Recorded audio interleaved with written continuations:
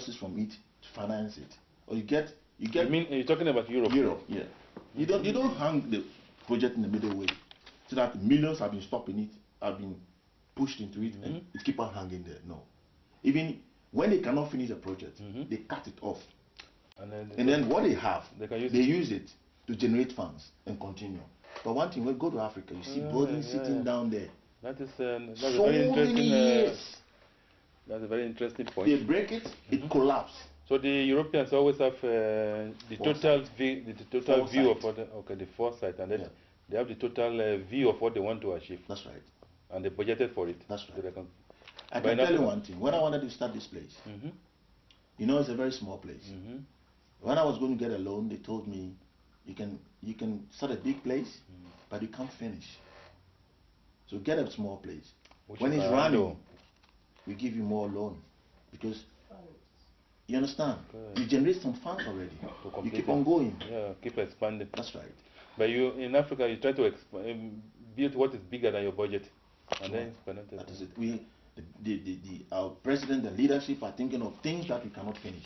And that's a very interesting point Dr. Laryea is making, because we still see in Accra in daytime, the construction companies are only busy thinking about how to build their roads. They're not thinking of inconveniences they are causing to the other roads users. They don't care. And it's dangerous even. You can kill. Why even, let's say from here to, they can make even 5 kilometers a day and finish it up and then leave the rest. But you see holes inside, and oh Jesus Christ, it's not planned. And that's what I asked a question here earlier, but what professionals like you and other Africans who are living in Europe, what can you contribute also to ideas you can contribute how to solve some of these problems? You see, we want to contribute a lot to Africa, but impediments. Like what, please? For instance, let me tell you, I wanted to open a pharmacy in Africa. Being a pharmacist here, I have my own pharmacy here. They asked me to come to school. In Africa? Yeah. But I don't blame them. Maybe they don't recognize your certificate. No, but I don't blame them. Maybe the Europeans do the same thing to them. So it's a retaliation. But who suffers? When two elephants are suffering, it's the grass that suffers. So that's the product of that. A lot of that would still not discourage you from investing in your family. No way. I'll bring myself. And then when you travel to Africa, you see our youth sitting down, either playing games or whining or complaining. What do you tell them?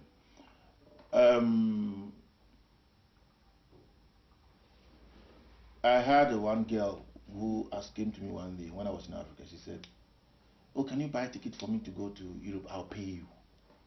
And I asked her, "What do you do?" She said she sells second-hand clothes on the market. I said, "You know what? The money I will use to buy the ticket for you to come to Europe, I will give it to you to expand your business. What do you think about that?" She didn't understand me.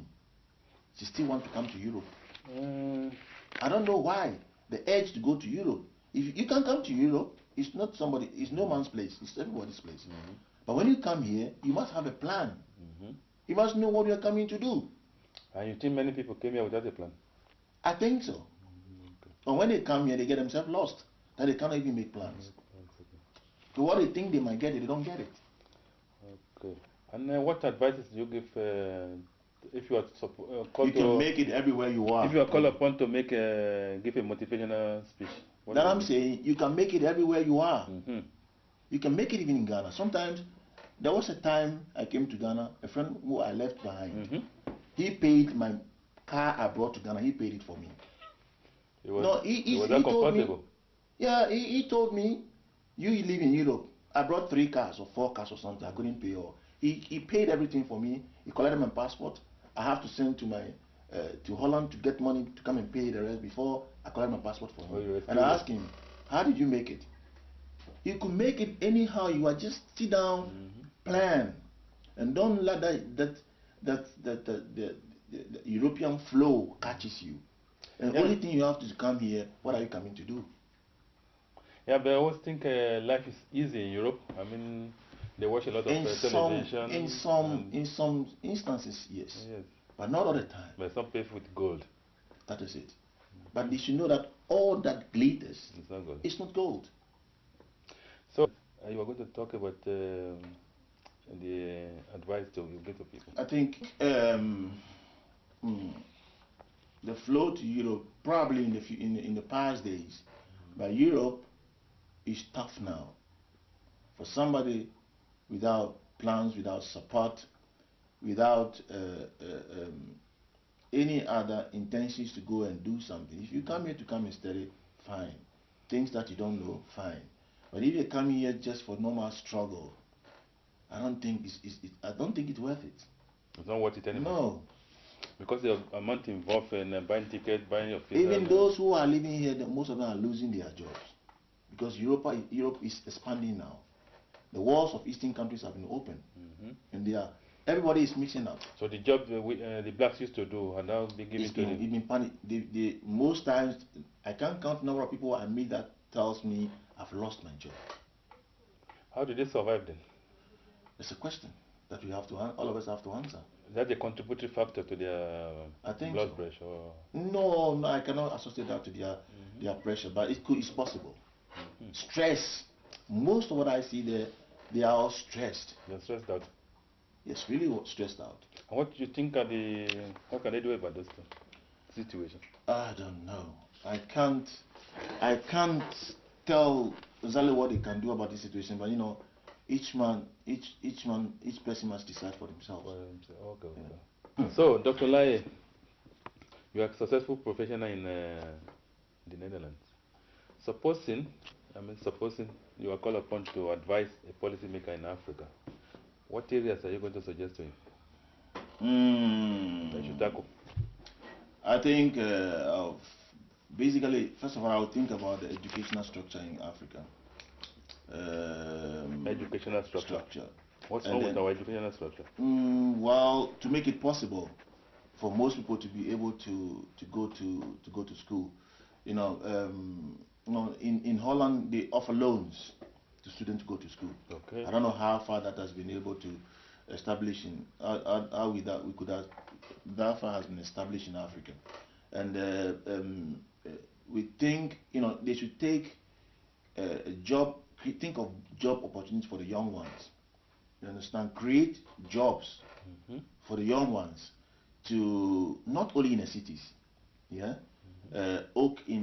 urban areas, so that those people who are really industrious in their own way could expand their business in the industrial areas, instead of crowding and pushing everything or centralizing everything at the capital.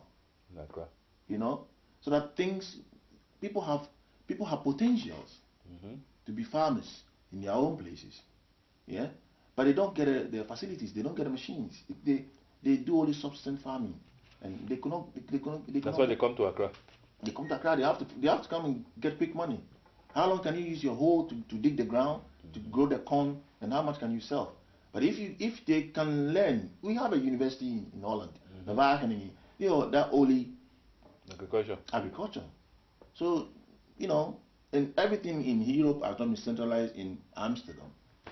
But every province has got his own places and manages his own things. So every region should have its own. They should have facilities. Decentralize the policy.